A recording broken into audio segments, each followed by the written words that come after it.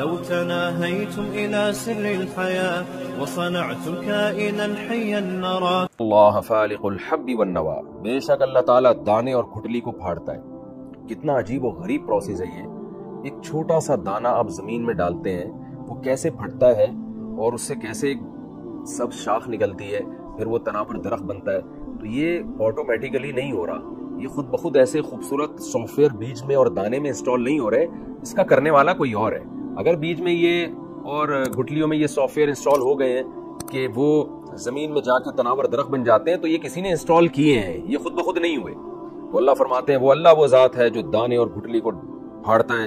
یخرج الحی من المیت، ایسا طاقتور ہے کہ مردہ سے زندہ کو نکالتا ہے. جیسے یہ گٹلی ہے، یہ مردہ ہے، اس سے زندہ پودا نکل آتا ہے. یا انڈا ہے جو بے جان ہوتا ہے، اس سے زندہ چوزا نکل آتا ہے. ومخرج المیت من الحی، اور مردہ کو نکالتا ہے زندہ سے.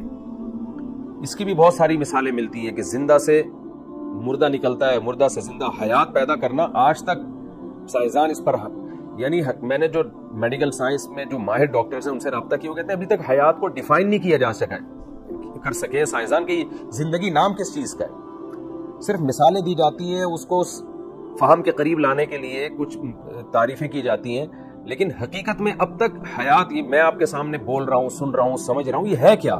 اس حیات کو 100% انسان سمجھ نہیں سکا ہے، تو پیدا کیسے کر سکتا ہے؟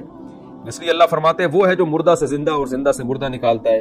ذالکم اللہ، اللہ جو ملحد لوگ ہیں نا کہتے ہیں ہمیں خدا نظر نہیں آ رہا، تو اللہ کہتے ہیں یہ ہے اللہ. یہ نظر کیوں نہیں آ رہا تمہیں؟ وہ بنی ہوئی چیزوں سے نظر آ رہا ہے، بنی ہوئی چیزیں بتا رہی ہیں کہ ہم خود نہیں بنے، ہمیں کوئی بنانے والا ہے.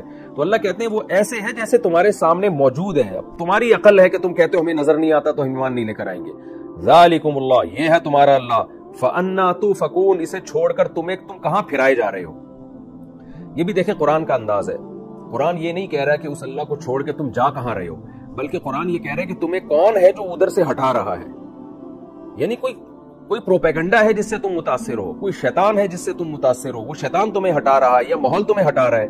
نیچر یہ نہیں کہتی، نیچر تو یہ کہتی ہے کہ جو رب یہ کام کر رہا ہے فوراً اس کے وجود پر ایمان لایا جائے اور اس کے ساتھ کسی کو شریک نہ کیا جائے، نہ اس کی ذات کا انکار کیا جائے، نہ اس کے کمالات کا انکار کیا جائے. تمہاری نیچر تو تمہیں اسی طرف لے کر آ رہی ہے، لیکن کون سی طاقت ہے جو تمہیں سیدھے راستے سے ہٹا کے کہیں اور لے کر جا رہی ہے؟ فالق الاسباح. پھر اللہ دوبارہ اپنی نعمتوں کو بیان کرتے ہیں. پہلے زمین کی نعمتیں بیان کی، پھر اللہ آسمان کی نعمتیں بیان کرے گا، پھر دوبارہ اللہ زمین کی نعمتوں پر آئے گا. فالق الاسباح، وہ ہے جو رات کو دن کو رات سے جدا کر کے نکالتا ہے، گویا پھاڑ دیتا ہے. جیسے کہ جب ہم کوئی چیز پھاڑتے ہیں نا تو بالکل ایک دوسرے سے ممتاز اور جدا ہو جاتی ہے. تو ایسے ہی ہے جیسے رات اور دن مرج تھے آپس میں، لیکن یہ بلاغت ہے قرآن کی، انداز بیان ہے قرآن کا. جیسے مرج تھے لیکن دودھ کا دودھ پانی کا پانی کر دیا اس نے. رات کو بالکل الگ دھکیل دیا اور دن کو بالکل الگ دھکیل کے دن میں ایسا لگتا ہے جیسے رات کبھی تھی نہیں اس ایریا پہ، اور رات کو ایسا لگتا ہے جیسے کبھی یہاں روشنی ہو ہی نہیں سکتی. ایسے جدا کرتا ہے رات دن کو رات سے. وجعل اللیل سکنا، اور رات کو اس نے کیسی سکون کی چیز بنایا، سونے کے لیے بنایا. آج بھی سارے ڈاکٹر متفق ہیں کہ جو رات کی نیند ہے وہ دن کی نیند رات کی نیند کا متبادل نہیں ہو سکتی. تو وہ اور ڈاکٹر حضرات یہ بھی کہتے ہیں کہ رات کو جب بالکل رات کا درمیانی حصہ ہوتا ہے جو 12 بجے کا ٹائم ہے، اس میں انسان کے دماغ سے ایسے کیمیکل نکلتے ہیں کہ انسان کے لیے اس وقت سونا ضروری ہے. اگر وہ جب کیمیکل باڈی سے نکلے، دماغ سے نکلے اور انسان جاگ رہا ہو تو انسان دماغی طور پر ڈسٹرب ہوتا ہے، اور اس وقت گہری نیند میں آپ کو سونا ضروری ہے. یہ کیمیکل کسی اور ٹائم پہ نہیں نکلتے. تو میڈیکل سائنس نے بھی یہ بات ثابت کی ہے کہ رات کی جو نیند ہے وہ انسانی صحت پہ بہت اچھے اثرات مرتب کرتی ہے، کیونکہ اس میں بہت سکون ملتا ہے. دن کی نیند اس کا متبادل نہیں ہو سکتی. تو اللہ فرماتے ہیں وجعل اللیل سکنا، اس نے رات کو سکون کی چیز بنایا، راحت کی چیز بنایا. والشمس والقمر حسبانا، اور سورج اور چاند کو ایک حساب سے بنایا. اس نے کیسی خوبصورت کیلکولیشن ہے. ہزاروں سال گزر گئے، چاند کی منزلیں آپ دیکھیں، ہزاروں سال گزر گئے. چاند جس انداز سے زمین کے گرد گھوم رہا ہے اور جو اس کی منزلیں ہیں، جیسے سورہ یاسین میں فرمایا کہ حتی عاد کالعرجون القدیم، چاند گھٹتے گھٹتے کھجور کی پرانی ٹہنی کی طرح ہو جاتا ہے، پھر غائب ہو جاتا ہے، پھر بڑھنا شروع ہوتا ہے، 14ویں کا چاند بن جاتا ہے. کیسا خوبصورت کیلنڈر آسمان میں اللہ نے لگا دیا. ہزاروں سال بلکہ لاکھوں سال ہو گئے، چاند کے اس سسٹم میں 0.001% کا بھی فرق نہیں آیا. اور لاکھوں سال گزر چکے ہیں. سورج کی منزلیں آپ دیکھیں اور سورج کے گھومنے کا اور نظام شمسی کا نظام دیکھیں آپ, تو اللہ فرماتے ہیں یہ سب ایک کیلکولیشن کے تحت, ایک مینجمنٹ کے تحت ہو رہا ہے, جس کو قرآن میں کہا کہ حسبانہ ذالک تقدیر, یہ ایک اندازہ جو ہے, یہ جو مینجمنٹ ہے, یہ جو ایڈجسٹمنٹ ہے, العزیز, یہ زبردست طاقتور کی طرف سے ہے, العلیم اور جاننے والے کی طرف سے. دیکھیں جب بھی کسی کمپنی میں آپ کو بڑا خوبصورت ایک مینجمنٹ نظر آئے تو آپ مینیجر کی تعریف کرتے ہو.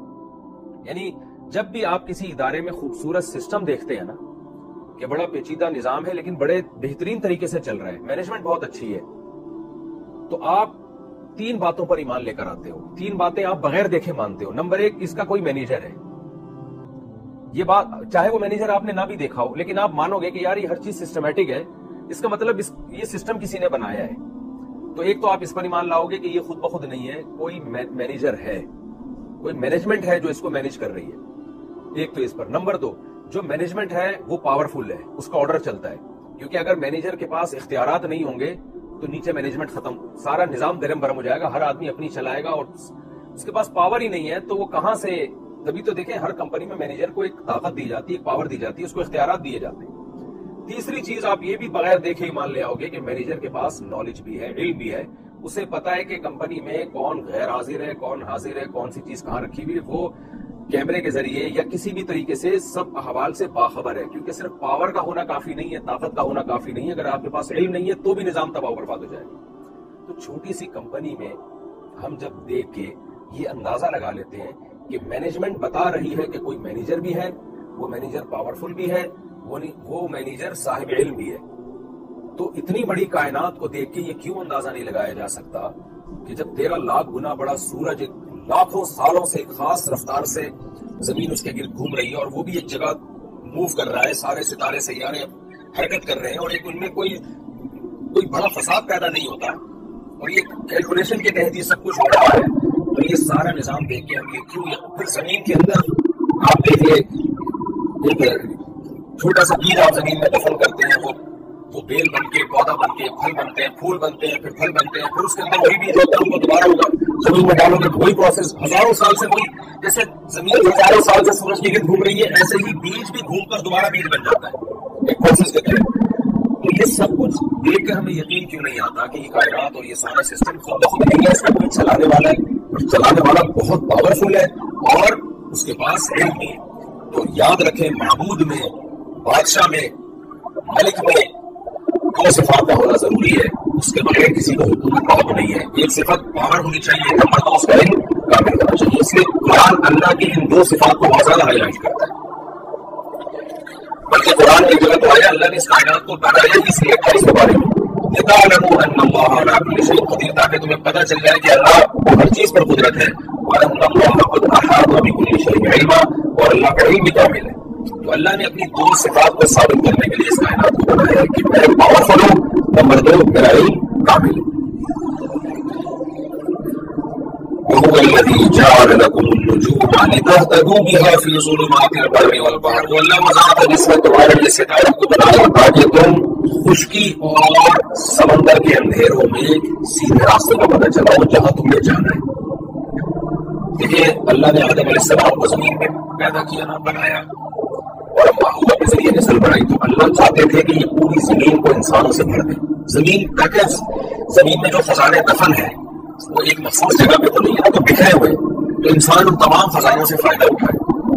یہ جبھی ممکن تھا جب انسان کے لیے سفر کو آسان کیا جاتا.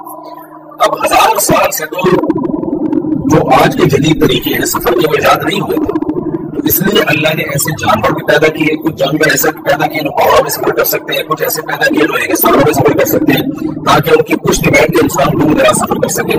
پھر قرآن بار بار کہتے ہیں ہم نے سمندروں کو مسخر کیا. پانی میں اللہ نے یہ خاصیت رکھی کہ وہ جہاز کو اپنے سینے پہ اٹھاتے ہیں, حالانکہ پانی کا کام تو ڈبونا ہے, لیکن وہ سمندری جہاز کو اٹھا لیتا ہے. اس لیے قرآن اس کا بھی بہت زیادہ تذکرہ کرتی ہے, کہتا ہے کہ وَلَهُ الْجَوَارِ الْمُنْشَآتُ فِي الْبَحْرِ كَالْأَعْلَامِ, جب پہاڑوں جیسے جہاز سمندر میں چلتے ہیں اس اللہ ہی کے. مسخر لکم البحر, اللہ نے تمہارے لیے سمندر کو مسخر کیا کہ اتنے بھاری بھرکم جہاز کو سمندر اپنی پشت کو اٹھا کے دھکیلتا ہے. تو قرآن سفر کا بہت زیادہ تذکرہ کرتا ہے کہ ہم نے تمہارے لیے راستوں کو آسان بنایا. وَخَلَقَ لَكُمْ فِيهَا سُبُلًا, زمین میں تمہارے لیے راستے بنا دیے.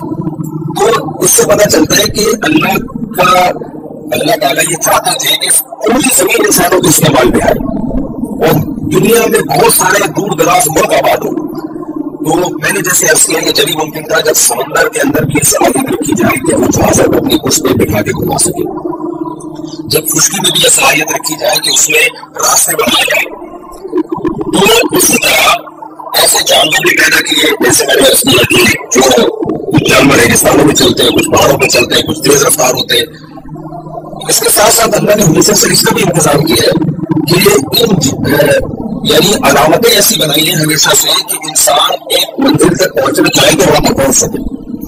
آپ خود سوچیں کہ اگر اس زمانے میں یہ نظام نہ ہوتا تو آپ جب سیارے میں جا رہے ہیں تو آپ کو لوکیشن کو بہت ایک کیا ہے, لوکیشن کیسے پتا چلے گی؟ آپ جب کبھی سیارے میں سفر کر کے دیکھیں پہچان بھول جاتے ہیں کہ کہاں سے آیا تھا کہاں جا رہا ہے, اسے پتا چلتا ہے. تو اس کے بعد اس سمندر میں تو اور زیادہ بھول ملے گا. سامنے میں جب ہم گرے سے تو آپ واپس کے گھر میں جا سکتے ہیں بالکل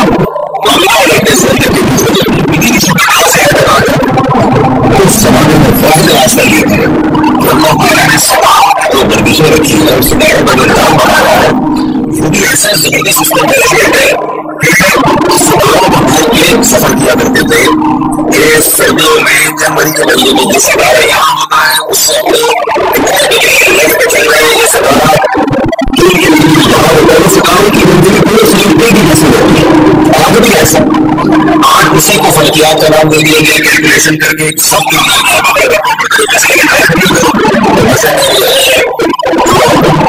والی نیوی ہوتی ہے تو نیوی کے آفیسر سمندر میں سفر کیسے کرنا ہے. ہمیں یہ ضرور ہے کہ وہ کیلکولیشن کے ذریعے بہت آسان ہو گیا. اب وہ سب ساری کیلکولیشن کے استعمال کر دیا تو پھر وہ ہمیں جاتا لیتا ہے. لیکن اپنے سرکار میں بہت سراہوں سے تو اللہ کا یہ کتنا بڑا فضل ہوا کہ ایسے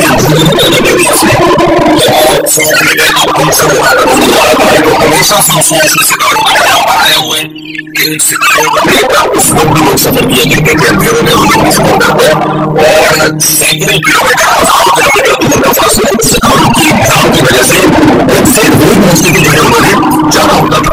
اس کے بعد کسی طرح کیا اس لیے کہہ رہے ہیں ستارے تمہارے لیتا ہوتا جو گرا فی ظلمات ستاروں کے صحیح لوکیشن معلوم کرو تو یہ فصل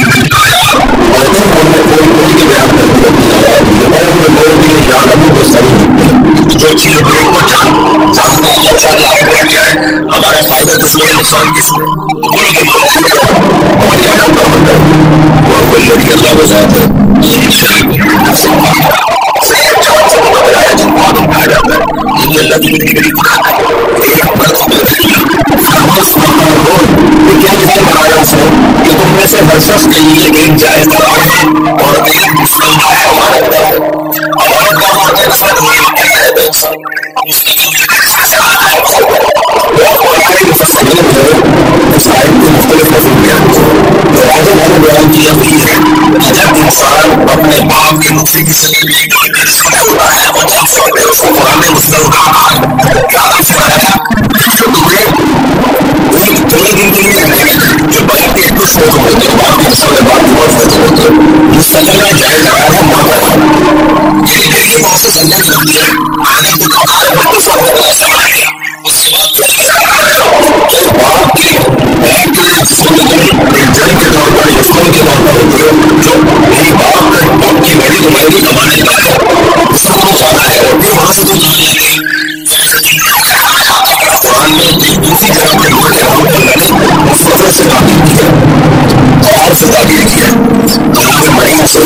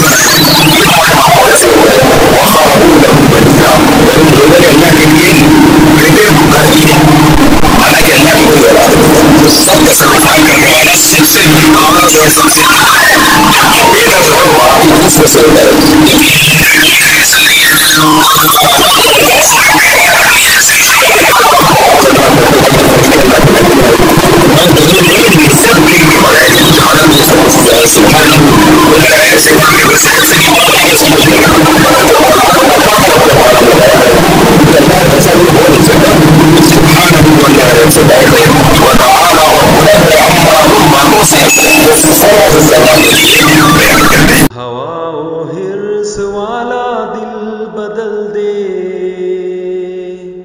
میرا غفلت میں ڈوبا دل بدل دے۔